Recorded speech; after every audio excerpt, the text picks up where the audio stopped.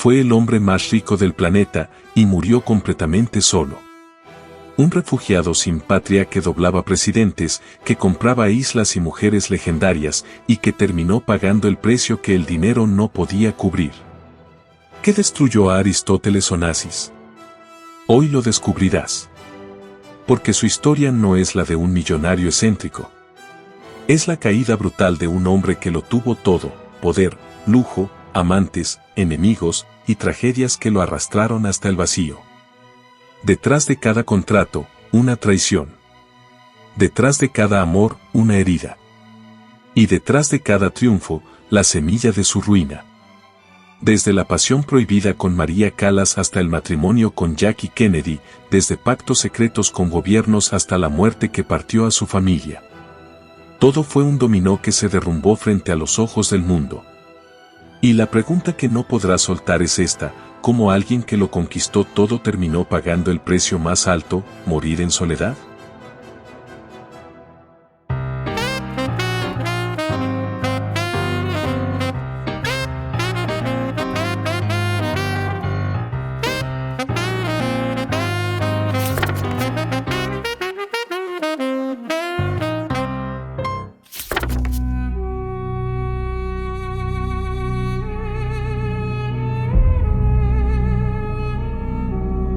Nadie nace siendo un imperio, pero Aristóteles Onassis tampoco nació como un hombre común.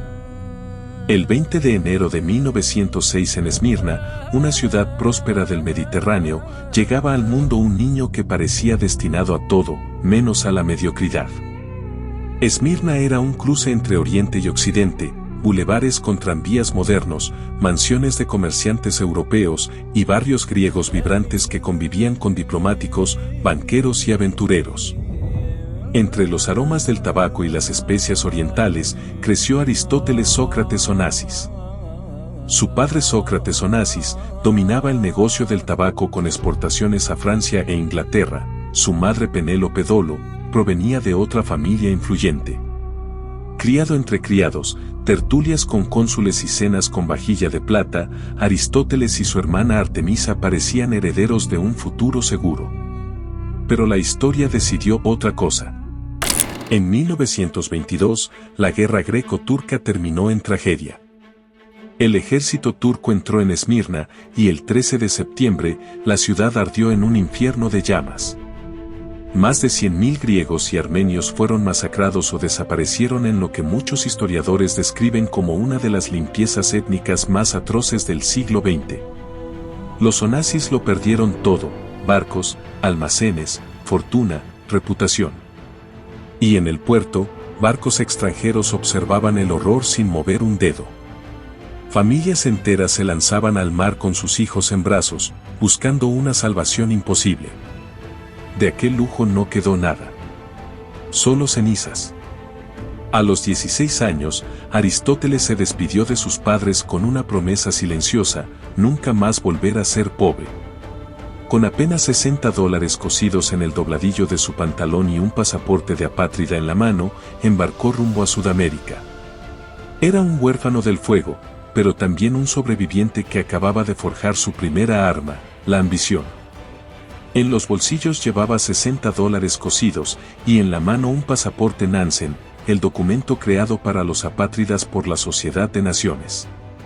Oficialmente, Aristóteles Onassis ya no tenía patria, ni bandera, ni protección legal. Solo hambre, orgullo y una promesa grabada en la memoria. Su destino era Buenos Aires, 1923. Una ciudad lejana, con otro idioma, otro clima, otro mundo. En el puerto se mezclaban olores a carne asada, humedad del río y el bullicio de inmigrantes que, como él, llegaban con lo opuesto y el sueño de no morir pobres. El joven Onassis, vestido con un abrigo heredado y zapatos desgastados, caminaba con la mirada de un adulto en un cuerpo de apenas 17 años. Su primer empleo fue lavando platos en un restaurante del Bajo, el barrio portuario. Dormía en pensiones miserables, donde el agua caliente era un privilegio, y compartía cuarto con marineros que roncaban y prostitutas que lo observaban en silencio, entre compasión y respeto. Pero Onassis nunca se resignó. no era un hombre de esperar, ni siquiera entonces. Al caer la noche conseguía un segundo empleo, operador de la central telefónica nocturna de una empresa naviera. Y fue allí, en esa cabina oscura, rodeado de cables y zumbidos, donde comenzó su verdadera educación. Con los auriculares puestos, escuchaba lo prohibido, banqueros negociando créditos millonarios, empresarios pactando rutas comerciales, aseguradores discutiendo fraudes, dueños de flotas cerrando contratos secretos. Cada llamada era una clase magistral, cada palabra, una llave a un mundo invisible. Onassis anotaba nombres en papeles ocultos, memorizaba precios, imitaba acentos. Aquella cabina se convirtió en su universidad clandestina, en su religión secreta. Y esa información, robada a escondidas, se transformó en su primera fortuna, conocimiento. Mientras otros soñaban con sobrevivir, Onassis ya estaba trazando su plan. En Grecia, sus padres trataban de rehacer una vida que ya no existía. De la abundancia pasaron a la miseria. Su madre Penélope murió en 1929 en circunstancias difusas que nunca se aclararon del todo. Su padre Sócrates sobrevivió lo suficiente para ver cómo su hijo pasaba de refugiado a millonario, aunque nunca aprobó los métodos que utilizó para lograrlo. Décadas después, Onassis resumiría aquel giro brutal en una frase que lo acompañó siempre. Cuando perdimos todo en Esmirna, decidí que jamás permitiría que el destino me robara otra vez. Esa promesa se convirtió en un juramento ardiente, el germen de una ambición que ya no conocía límites. ¿Fue ese incendio el que forjó a un hombre indomable, o el que parió a un monstruo capaz de sacrificarlo todo por no volver a ser pobre?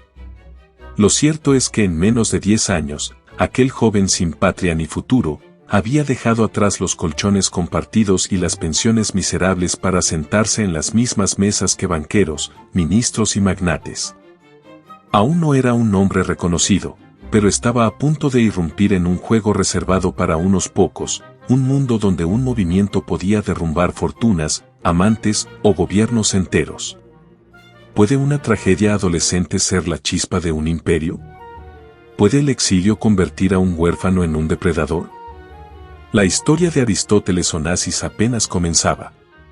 Lo que vendría después no sería solo riqueza. Sería una cadena de gloria, traiciones y excesos que lo llevarían al límite entre la grandeza y la condena.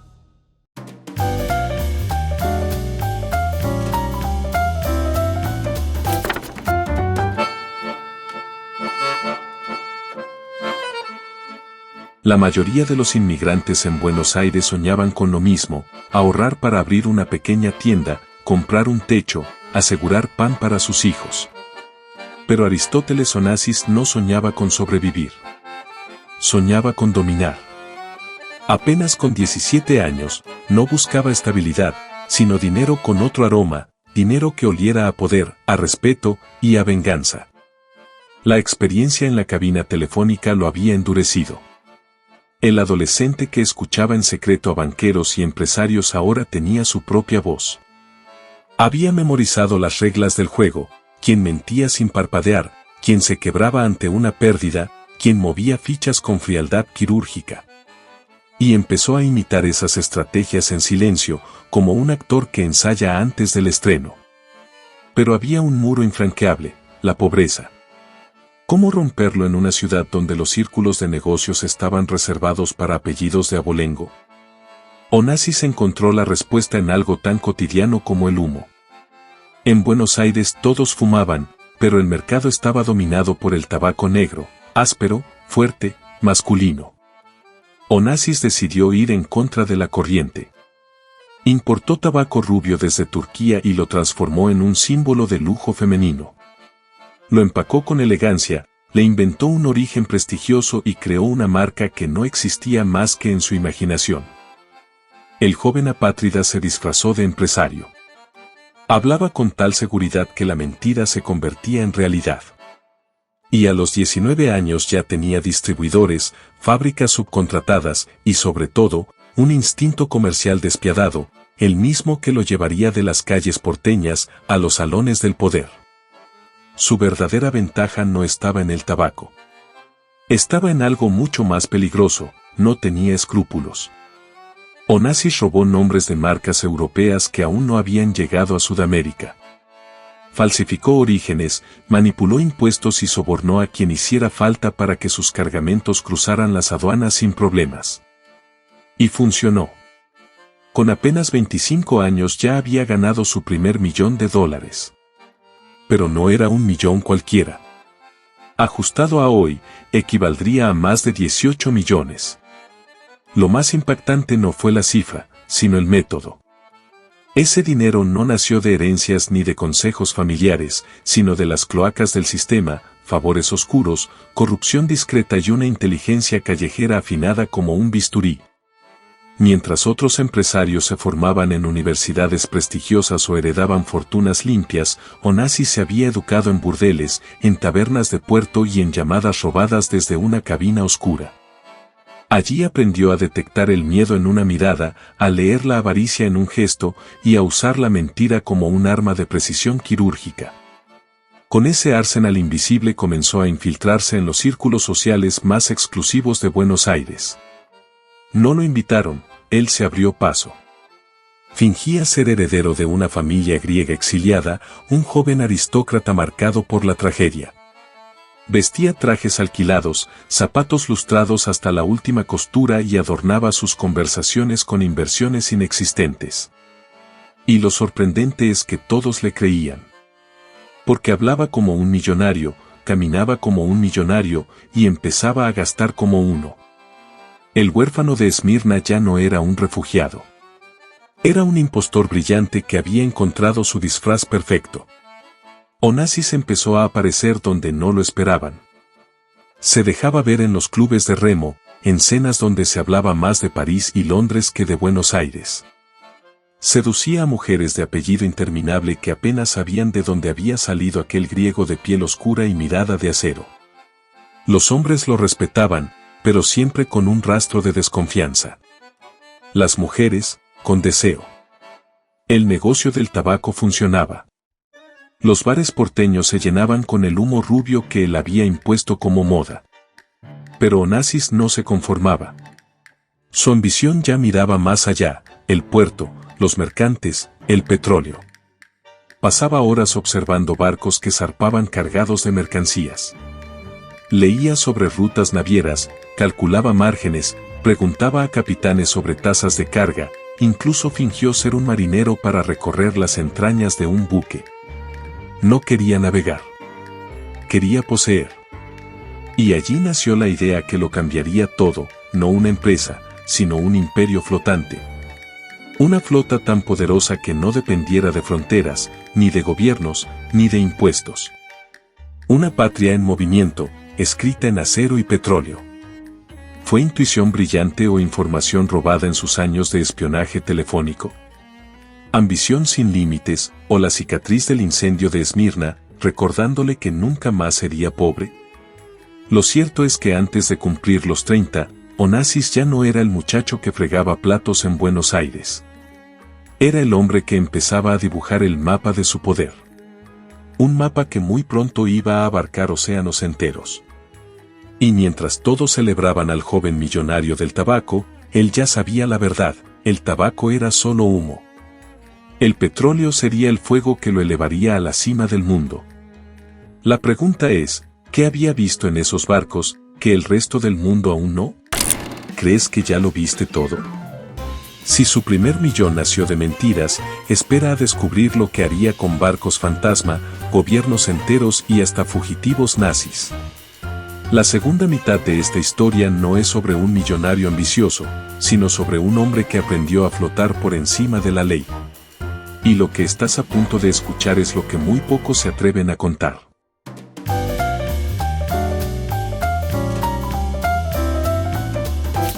Mientras el mundo se incendiaba en guerra, Aristóteles Onassis hacía lo que mejor sabía: convertir la desgracia en fortuna. Donde otros veían ruinas, él veía rutas. Donde la gente sentía miedo, él olía ganancias. Era 1932. Apenas pasaba los 20 y ya tenía $1 millón en el bolsillo. Para cualquiera habría sido suficiente. Para él, apenas el inicio.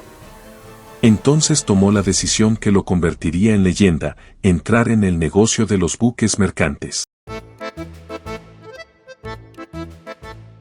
Compró cargueros que nadie quería, rezagos oxidados de la Primera Guerra Mundial. Muchos eran Liberty Ships, considerados chatarra flotante. Pero Onassis los veía como minas de oro en el agua. No era un patriota. No era romántico. Era un estratega sin bandera. Registró su flota bajo banderas de conveniencia en Panamá y Liberia, donde los impuestos eran ridículos y las leyes laborales, un simple papel. Una vez defendió esta práctica de una manera típica y nada apologética en una entrevista con la BBC. Bueno, porque Liberia y Panamá nos dan lo que la bandera británica concedía antes de las dos guerras, en otras palabras, libre empresa, iniciativa, no restricciones y el principio fundamental era el viejo de la oferta y la demanda. Así, mientras otros armadores se hundían bajo el peso de regulaciones y costes, Onassis navegaba libre, y cada milla recorrida llenaba sus bolsillos. Llegó la Segunda Guerra Mundial y el mar se convirtió en un cementerio de cadáveres, sangre y petróleo. Para Onassis, era el escenario perfecto. Apostó todo al oro negro. Compraba barcos dañados, los reparaba lo justo para que flotaran, y los enviaba de nuevo al frente de batalla. Transportaba crudo, grano y armas, a quien pudiera pagar. Y lo más inquietante, a quien supiera callar. En 1940, mientras los nazis arrasaban Europa, Onassis jugaba un juego mucho más frío, vendía combustible a quien pagara más. Aliados o enemigos, poco importaba. Para él, cada litro de petróleo era una ficha en el tablero de la guerra. En 1943, su fortuna crecía como una sombra silenciosa.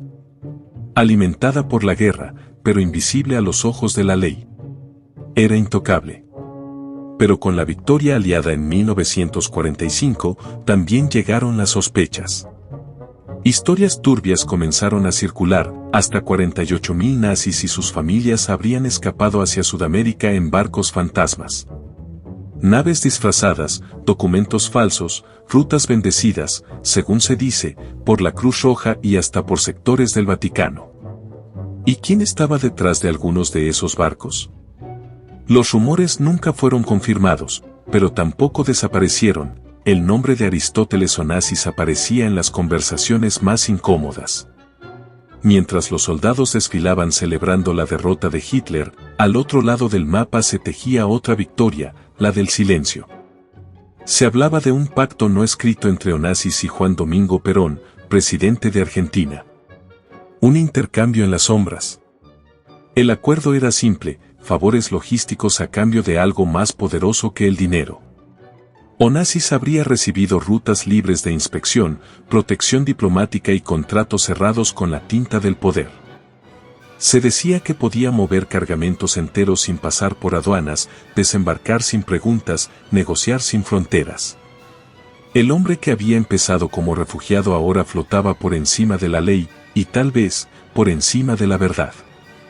Entre esas sombras apareció una muerte que todavía hoy huele a misterio, la de Juan Duarte, cuñado de Juan Domingo Perón.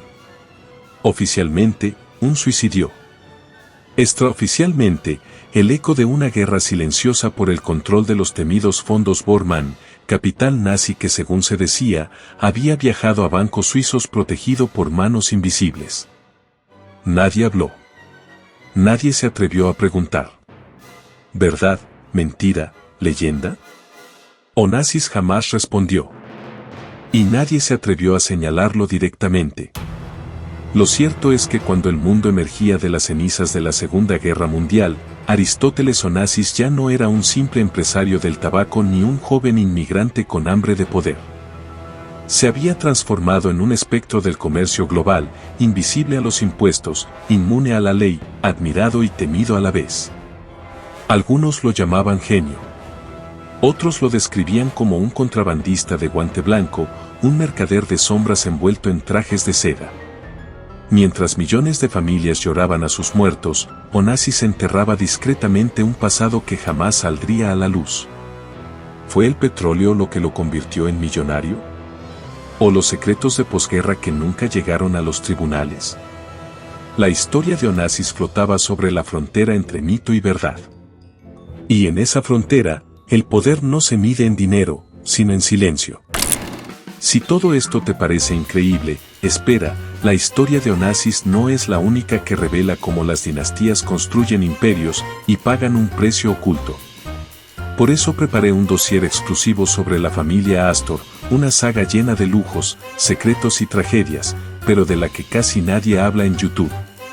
Puedes descargar una muestra gratuita ahora mismo, y por tiempo limitado acceder al dossier completo. El enlace está en el comentario fijado y en la descripción. Vamos a continuar.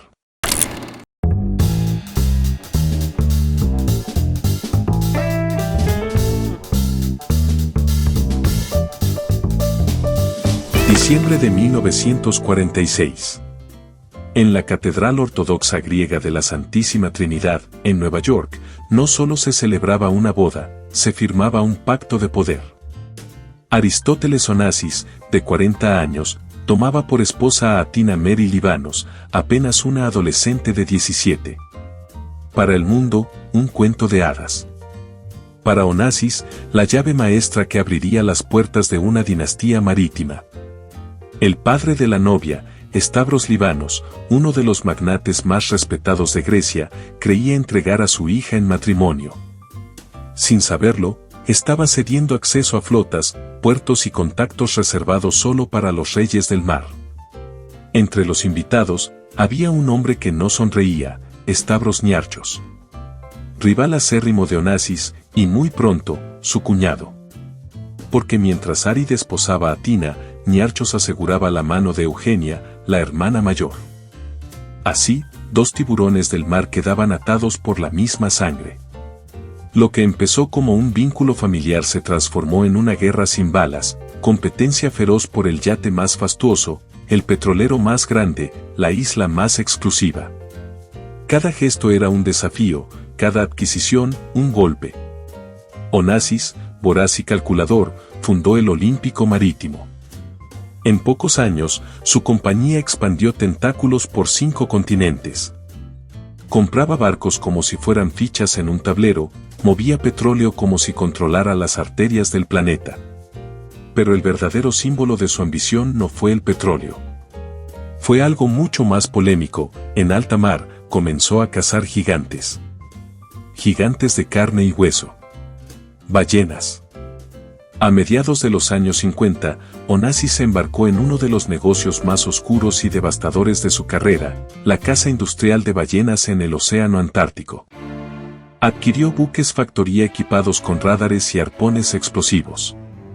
En pocos años, su flota convirtió el océano en un campo de exterminio, miles de ballenas azules, jorobadas y francas fueron abatidas, muchas de ellas ya en peligro de extinción. Grasa transformada en aceite. Carne convertida en cosméticos. Vidas reducidas a dólares. La maquinaria de Onassis producía millones, pero también escándalos.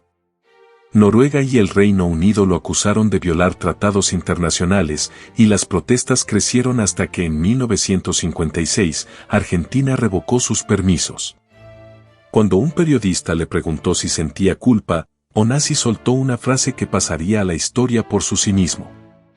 Las ballenas no votan ni pagan impuestos.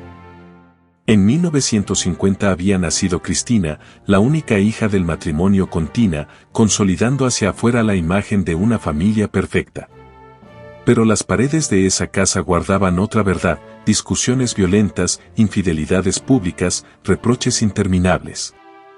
El matrimonio de conveniencia empezaba a resquebrajarse, aunque los tabloides aún lo pintaban como un cuento de hadas. Onassis no miraba hacia atrás. Su ambición ya apuntaba a un enemigo más grande que las ballenas, las petroleras que dominaban el mundo. En 1954 firmó un acuerdo secreto con Arabia Saudita para transportar su petróleo. Con una sola jugada quebró el monopolio de las 7 hermanas, el cartel más poderoso de la tierra. Su recompensa fue millonaria. Su castigo, una carta personal del gobierno de Estados Unidos amenazándolo con sanciones. Onassis no retrocedió. Ni gobiernos, ni leyes, ni dioses marinos lo detenían. Pero el precio de desafiar a los gigantes apenas comenzaba a escribirse. Ese mismo año, 1954, Onassis compró su trono flotante. Un esbuque canadiense que había escoltado convoys en la guerra, el HMCS Stormont. Lo adquirió por apenas $4,000. Pero invirtió más de 4 millones en transformarlo en el yate más lujoso del planeta. Hoy esa cifra equivaldría a más de 45 millones. Lo rebautizó como Cristina, en honor a su hija, y lo convirtió en una obra maestra del exceso. Cada rincón respiraba poder, una piscina con mosaicos de la guerra de Troya que se elevaba para volverse pista de baile, suites con grifos bañados en oro, biblioteca de roble tallado. Un bar decorado con delfines embalsamados y taburetes tapizados con piel de prepucio de ballena. Era obsceno, sí. Pero era suyo. Y en ese palacio flotante navegó la élite del siglo XX. Winston Churchill se hundía en sillones de cuero con un puro y un coñac. Greta Garbo desaparecía durante días en camarotes cerrados. María Callas cantaba bajo las estrellas. Sinatra bebía hasta amanecer. Y entre ellos, un joven senador estadounidense y su esposa, John Kennedy y Jackie. Era 1957. Jackie aún no era primera dama, pero Onassis ya había puesto sus ojos en ella. El Cristina no era un yate. Era una declaración. Era el escenario donde se firmaban contratos millonarios, se sellaban alianzas políticas y se consumaban romances condenados a tragedia. Era el ego de Onassis convertido en acero y lujo flotante. Pero entre fiestas interminables y banquetes de caviar, Tina comprendía la verdad, nunca había sido reina. Solo una pieza más en el tablero de su marido. Las ausencias crecían, los rumores también, y desde las sombras, su cuñado Stavros Niarchos esperaba. Lo que comenzó como una alianza de poder estaba a punto de convertirse en guerra. La pregunta era inevitable, ¿hasta dónde estaba dispuesto a llegar Onassis para no soltar su corona?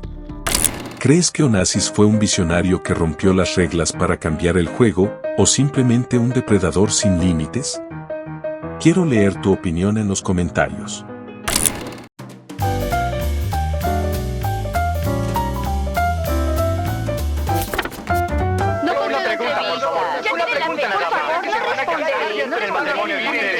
Y ahora deténgase, por favor. Salimos mucho y somos amigos muy cercanos, pero infortunadamente este asunto no encaja en las notas picantes de los periódicos. Lo único más poderoso que su flota era su obsesión por poseer lo inalcanzable. En 1957, Aristóteles Onassis conoció a María Callas, la soprano más famosa del planeta, durante una cena en Venecia. Él tenía 51 años, ella, 33. Se reconocieron al instante como iguales. No los unía la música ni el dinero, sino algo mucho más oscuro, hambre. Hambre de poder, de eternidad, de dejar cicatrices en la historia. Onassis quedó fascinado. No por la voz de Callas, sino por su carácter, era la única mujer que no se encogía ante su mirada, que no fingía, que no se vendía. En 1959, Callas subió al Cristina para lo que debía ser un viaje diplomático por las islas griegas. Pero en la penumbra de ese yate, rodeados de lujo y testigos silenciosos, no nació un romance, nació una adicción. Las noches se prolongaban entre vino, risas y miradas que incendiaban más que cualquier ópera. Una madrugada, Callas cantó solo para él. Y Onassis comprendió que había encontrado a su igual, la única mujer capaz de desafiarlo sin miedo. Ambos estaban casados, pero esa travesía selló un pacto secreto. A partir de entonces, la diva y el magnate dejaron de pertenecer al mundo y comenzaron a pertenecer solo el uno al otro. El escándalo inevitable llegó en 1960. Tina Libanos, la esposa legítima, los descubrió juntos en la cabina del Cristina. Los humilló públicamente y pidió el divorcio. Se llevó a sus hijos y con ellos el acceso al círculo naviero más poderoso de Grecia. Fue el primer golpe real a la carrera social de Onassis. Pero él no se quebró. Su mirada ya estaba fija en otro trono, el corazón de Calas, o tal vez, algo aún más alto. Ese mismo año, María Calas quedó embarazada. Dio a luz en Milán a un niño que murió a las pocas horas. El suceso fue silenciado durante décadas, enterrado bajo biografías incompletas y rumores. Para Calas fue una herida que nunca cerró. Para Onassis, apenas un secreto más. Él no lloraba pérdidas, las archivaba. Para él, los sentimientos eran secundarios. El poder, siempre primero. En 1963, Onassis compró Skorpios, una isla olvidada frente a la costa de Lefkada, por el equivalente a apenas $10.000. Hoy su valor supera los 150 millones. Pero lo que él adquirió no fue una isla, fue un escenario. Mandó traer arena blanca desde Salamina, levantó villas de mármol, una capilla ortodoxa y muelles privados. Convirtió aquel pedazo de roca en un reino flotante. Y allí llevó a María Calas. Le prometió amor eterno, le dijo que sería su reina. Pero en la vida de Onassis, hasta las coronas tenían fecha de caducidad. 5 años después, el 20 de octubre de 1968, Skorpios fue testigo de una traición histórica. Aristóteles Onassis se casó con Jacqueline Kennedy en una ceremonia civil privada. No hubo bendición religiosa ni amor verdadero. Fue una transacción. Ella llegaba con el aura de un luto nacional, la viuda del presidente asesinado más famoso del planeta. Él, con millones y la promesa de blindar financieramente a sus hijos. María Calas se enteró por los periódicos. Nadie la llamó, nadie le dio aviso. Años después confesaría a una amiga. Ese día morí, aunque el mundo creyó que seguía viva. Jackie tampoco halló amor en Skorpios. En privado lo despreciaba. Lo llamaba vulgar, ruidoso, controlador. Lo toleraba por conveniencia mientras gastaba su fortuna en joyas, jets privados y un ejército de seguridad. Onassis había ganado el apellido más famoso del mundo. Pero lo que parecía un triunfo absoluto pronto se convertiría en una condena.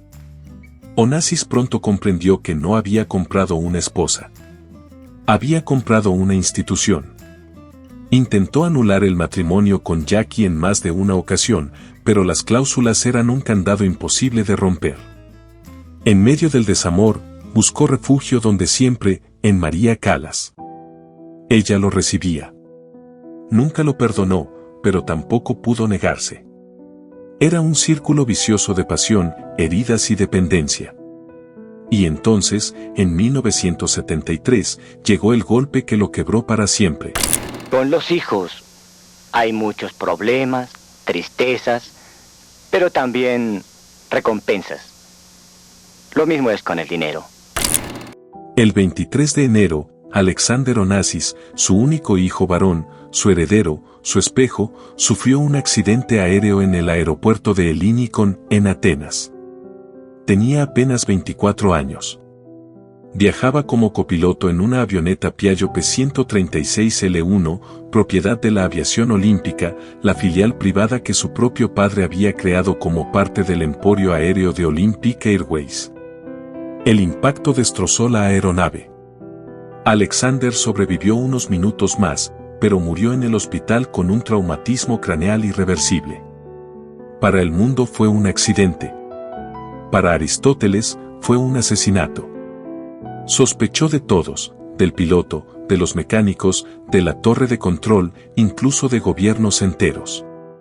Pagó fortunas a investigadores, presionó a tribunales, ofreció $1 millón por pruebas que jamás aparecieron. Lo único que quedó fue un silencio insoportable, y una tumba en Escorpios.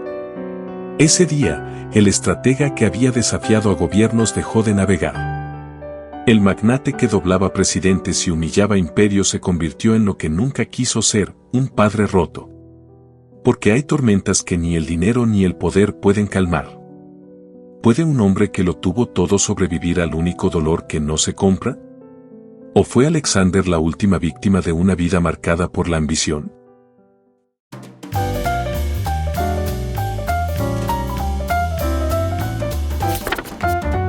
¿Podría decirnos cómo se siente acerca de esto? Bien, como cualquier ser humano, no soy nada. Ni especial, ni excepcional.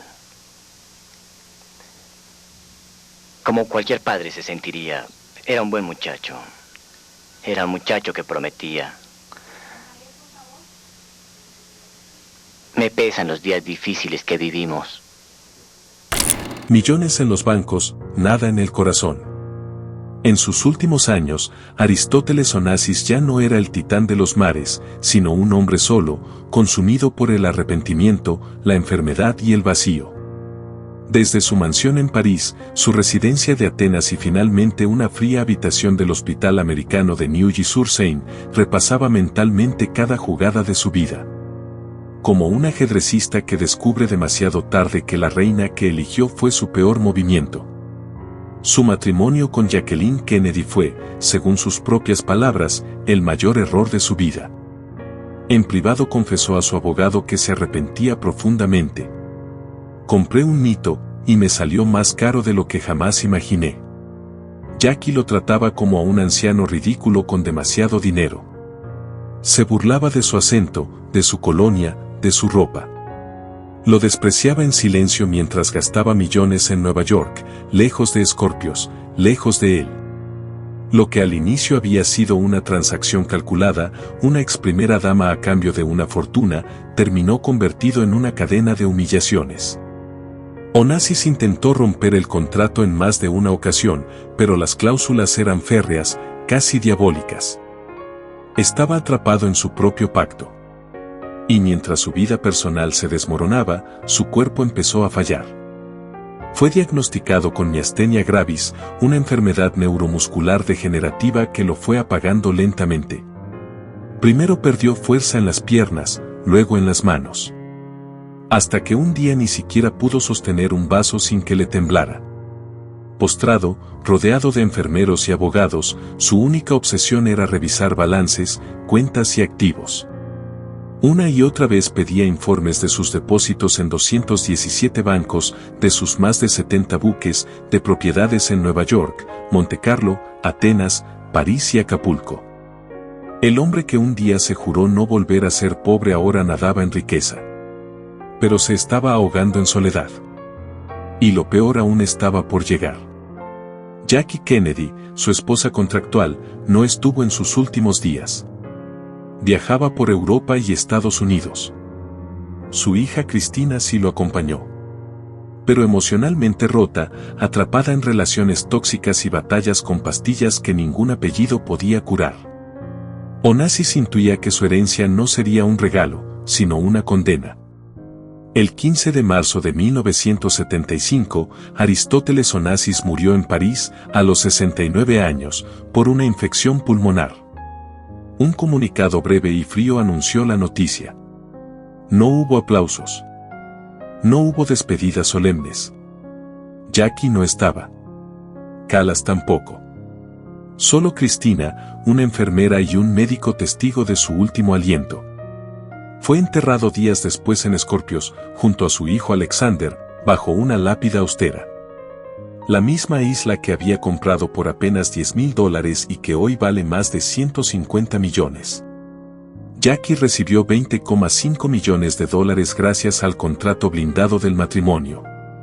Cristina heredó todo lo demás. Pero ese todo era una maldición disfrazada de fortuna. Su vida acabó a los 37 años, dejando como única heredera a su hija Tina, la última portadora de un apellido que pesaba más como carga que como legado. Onassis conquistó océanos, compró islas, sedujo a divas y dobló gobiernos. pero cuando el cuerpo se rindió y el corazón se quebró, solo quedó el silencio. Al final, no heredó un imperio, lo construyó desde las cenizas, pagando con soledad cada victoria. Porque incluso el hombre más poderoso del mundo puede morir solo. Pero la historia no terminó con Aristóteles Onassis. Su hija Cristina heredó el imperio, y con él, una maldición. ¿Por qué una de las mujeres más ricas del mundo terminó rodeada de excesos, soledad y un final trágico? Haz clic ahora y descubre por qué fracasó Cristina Onassis y cuál fue el verdadero precio de su legado.